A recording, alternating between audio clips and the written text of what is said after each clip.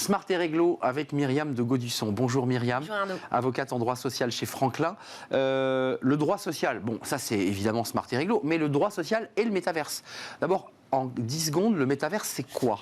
Le métaverse, c'est un environnement virtuel où les interactions se font par le biais d'un avatar, avec une expérience immersive dans un autre monde, une autre dimension.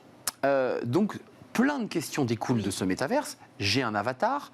Et est-ce que le droit s'applique, le droit du travail s'applique à mon avatar? En un mot, j'ai un échange avec quelqu'un dans une réunion virtuelle, dans le métaverse, et j'insulte mon manager. Ça s'applique le droit du travail ou pas? Alors, le métaverse n'a pas d'appartenance ou de lieu géographiquement déterminé. Donc, on va se rapporter au contrat de travail des personnes qui vont se projeter dans le métaverse par le biais d'un avatar. Donc, oui, le droit du travail va s'appliquer. Et notamment sur les questions de discipline et de comportement des avatars entre eux. Quand même quelques mots, parce Oui. qu'il y a deux sujets qui en découlent. Soit j'ai un avatar personnel, parce que je suis un passionné de métaverse, et je me balade. Ou alors, mon entreprise développe du NFT, les métaverses, c'est très en pointe, et mon avatar est un avatar professionnel. On est d'accord? Il faut bien distinguer les deux? Absolument. Carrefour, IBM, Facebook avec Meta ont acheté des terrains virtuels Exactement. À titre professionnel sur lesquels vous avez des réunions entre avatars mais qui correspondent à des sous-jacents humains. Il y a un monde professionnel qui se développe par ce biais. Donc ça veut dire que si mon avatar professionnel profère des choses qui ne sont pas bonnes ou arrive en retard à sa réunion métaverse, je vais très loin. Oui. Est-ce qu'on peut considérer qu'il est comme un salarié soumis au droit du travail? C'est tout à fait cohérent de se projeter sur des questions auxquelles on ne se pose pas aujourd'hui et qui viennent très très vite. Vous avez le premier cas de harcèlement sexuel d'un avatar aux États-Unis. Incroyable. Oui, donc on peut se poser toutes ces questions, il n'y a plus de limite. Et les seuls repères qu'on a d'un point de vue juridique, en droit du travail, c'est finalement notre code du travail et le règlement intérieur. Donc il faut faire des chartes sur le comportement.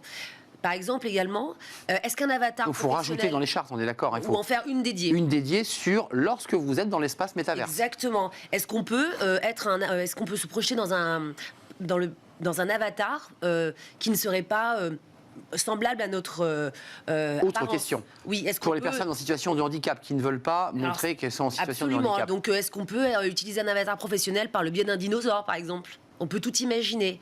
Alors, certaines entreprises le permettent et d'autres non. Il faut s'adapter.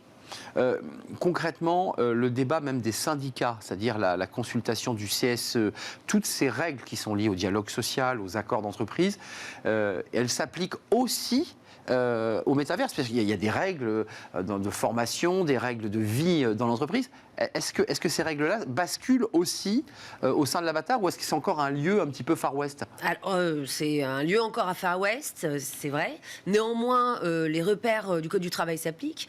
Sur la formation, bien sûr, on peut imaginer que certaines populations un peu plus âgées aient du mal à utiliser le casque de réalité virtuelle et à se comporter comme il le faudrait dans ce monde. Qui n'est pas sans risque quand même, il ne faut pas le garder trop longtemps sur son visage. Tout à fait. Alors du coup, effectivement, la question se pose également du télétravail, puisque c'est le seul repère qu'on ait par rapport au fait de travailler dans le métaverse. Est-ce qu'on travaillerait toute la journée ou uniquement pour des réunions? Je crois que c'est impossible sur le plan de la santé, il me semble. Alors, il y a le droit à la déconnexion sur le plan de la santé également, mais certains call centers commencent dans d'autres pays à faire travailler des avatars, c'est-à-dire des personnes humaines derrière, toute la journée.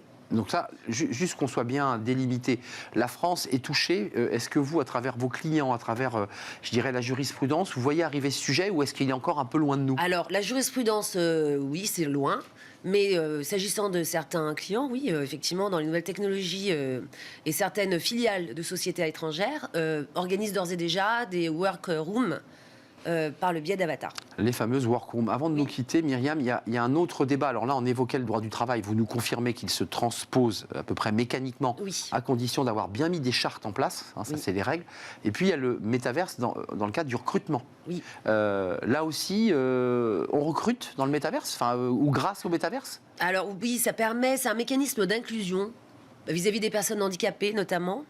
Et c'est plutôt positif mais à vrai dire, en France, j'ai pas encore eu d'exemple Pas d'exemple, mais à ce stade. vous nous dites quand même très doucement que par le biais de très grosses entreprises américaines, asiatiques, par leurs filiales, il risque d'y avoir on va transposer ce qui se passe dans ces pays ici en France. C'est ce qui va arriver. C'est-à-dire organiser des réunions qui vont remplacer les visios dont on sait que ça peut être fatigant et usant.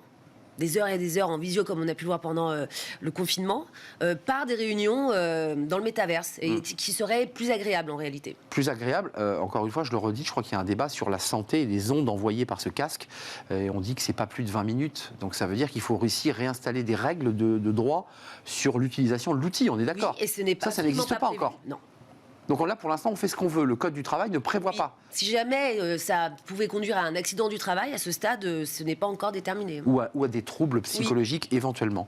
Merci de nous avoir éclairé sur ce sujet dont je pense qu'on va continuer à parler régulièrement parce qu'on est dans des sujets un peu de zone grise qui ne sont pas encore totalement réglés par le droit. En tout cas, le droit du travail se transpose. Merci Myriam Dugodusson, avocate en droit social, spécialiste de ce sujet et de plein d'autres chez Franklin. Merci de nous avoir rendu visite. On fait une courte pause et le Cercle RH accueille Elisabeth Moreno, ancienne ministre déléguée à l'égalité femmes-hommes, et on va revenir évidemment sur son parcours de femme et d'entrepreneuse, de femme inspirante aussi, et puis du regard qu'elle porte sur la société, sur les réformes actuelles, réformes des retraites évidemment, et sur ce fonds d'investissement qu'elle va porter autour de la formation et de l'éducation. Elle est notre invitée, c'est un grand entretien juste après la pause.